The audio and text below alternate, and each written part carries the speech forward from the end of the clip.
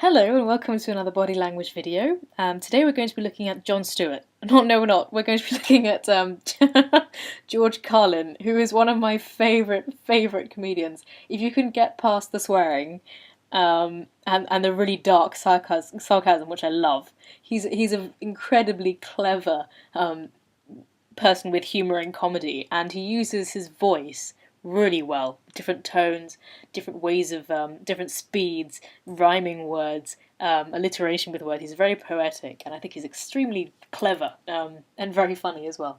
But I was watching videos by him, and I realised this guy licks his lips a lot.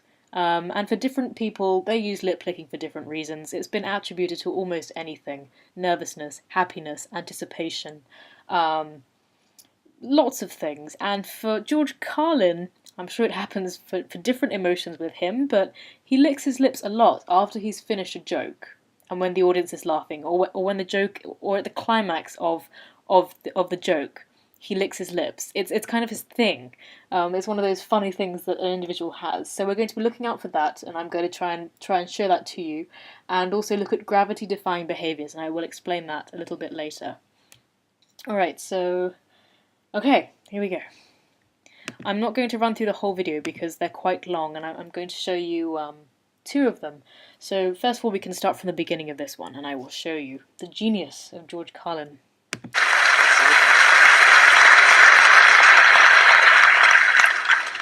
Were your parents put off by the direction that you went into when you started to go counterculture? Was it a difficult transition for them to watch? Well, he was out of the picture. He was brilliant, and he was a top salesman in advertising, but he couldn't metabolize ethanol efficiently. So, Ethanol lick. There's a couple of licks there when the climax of his joke finishes. He was given his hat. My mother was very brave. She left him. I was 2 months old, and my brother was 5 years, and she left down a fire escape. So he was gone. My mother was very kind of controlling, wanted to control my life, and was heartbroken when I began with the dirty language and the awful stuff he says about business. She was an advertising executive secretary, loved the business world, thought it was just the finest thing that ever happened. And so when I went in that direction at first, very opposed, until one day we lived on the same street that I grew up, that I went to school in. I went to school on the same block I lived on, something like that. So after the joke finishes and he says something like that, he licks his lips again in satisfaction that the joke is finished or something like that. Now there are loads of instances in this video where he does it. I'm going to look at one more from this video at 8 minutes. I love individuals. I don't know why this has come up. Which of the following have you heard of? Really sorry about this. Submit answer. Now go away. Okay, thank you. Okay, carrying on. Let me just go from here. Alright, so we're looking for the lip licking when he finishes his joke. And people are wonderful. I love individuals. I hate groups of people. I hate people who have a group of people with a common purpose. Because pretty soon they have little hats, and armbands, and fight songs, and a list. They have hats, lick, armbands, lick, and fight songs, lick. So all the climaxes, all the punchlines of that joke, he has a lick at the end. Now I said to myself, you're seeing things and you're trying to make things up. Perhaps he has a dry throat this day. Perhaps he has something, maybe he's having a dry mouth, a dry throat. Perhaps this is something to do with the day. It's just a fluke, and we shouldn't think too much of it. But then, this is one of my favourite skits of his. It always makes me laugh. So this is George Carlin saving the planet. By the way, I don't own either of these videos. This one is uploaded by Stand Up Comedy, and this one is uploaded by Jerry Culp. And in this one, there are instances of him licking his lips after he says a joke. I think from here we can go from the beginning, because I love this, and I want you to see it, because I find it funny. Like this around you, country's full of them now. People walking around all day long, every minute of the day, worried about everything. Worried about the air, worried about the water, worried about the soil. Worried about insecticides, pesticides, food additives, carcinogens. Worried about radon gas, worried about asbestos. Worried about saving endangered species. Let me tell you about endangered species, all right? Saving endangered species is just one more arrogant attempt by humans to control nature. It's arrogant meddling. It's what got us in trouble in the first place. Doesn't anybody understand that? Interfering with nature.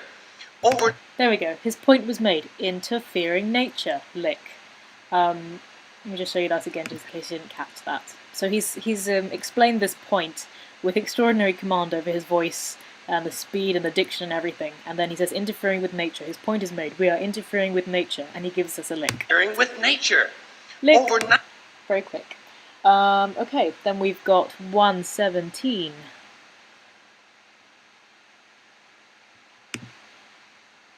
So self-important. Everybody's going to save something now. Save the trees, save the bees, save the whales, save those snails. Save the bees, save the whales, save those snails. The rhyme is finished, the joke has reached its climax, and we get a lick. And the greatest arrogance... Sorry, I just need to go a bit further back to show you that. Save the whales, save those snails. And apologies for the quality of the video, and I hope you saw that lick. Okay, 126. I was fascinated by this because I've never looked at lip licking before, and I wonder why people do it, and I'm sure I do it, and I don't even realise it. Okay, 126. We can carry on from here. The greatest arrogance of all, save the planet. What? Are these fucking people kidding me? So the climax of the point, are these bleeping people kidding me, and we get a lick. Kidding me? Save the planet? We don't even know how to take care of ourselves yet. We haven't learned how to care for one another. We're going to save the fucking planet? I'm getting tired of that shit. Okay, then we've got 223. Inconvenienced. Narrow, unenlightened self-interest doesn't impress me. Besides, there is nothing wrong with the planet. Nothing wrong with the planet. The planet is fine. The people are fucked. The people are bleeped. Lick. So his point is made, climax of the joke, and then we get another lick. People are fucked. I know there's a lot of swearing, but I find it really funny. Anyway, moving on from my really bad sense of humour. Now we're going to look at gravity-defying behaviours that he uses in the first video. Now, what are gravity-defying behaviours? Gravity-defying can happen... When it happens in people's arms, it's most obvious. When people get excited, sometimes angry, they move their arms, legs, toes, head more frequently. When they're feeling happy or truly energized, sometimes you'll see a foot lift. It's gravity-defying. So sometimes when athletes win a race, their hands go up in the air and they jump high in the air. That's gravity-defying behavior. It's when you feel so elated that you literally defy gravity with your arms. It can be as subtle as a foot going up and rocking back and forth on the heel. So it can be very, very subtle, and it can be very, very pronounced as well. Yeah, so you can walk with a bounce in your step, rock up and down at the balls of your feet, something very, very subtle like that. It's called a limbic brain reaction, and it's manifesting through your body language. Okay, so in this video we have 645. I hope I explained that well. I hope I did.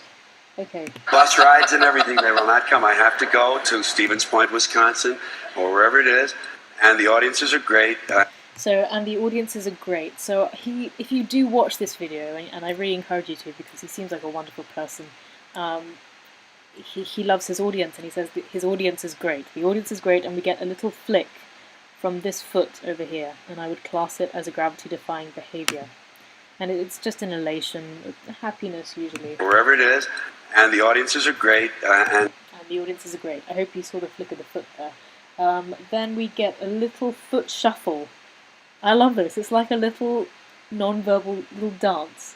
A small movement in the right foot at 7:56. I'm going to go from there. Home every Monday. It's 3 different cities, If you look at the foot that's on the floor, especially in this clip. 3 different nights. Airports, hotel lobbies.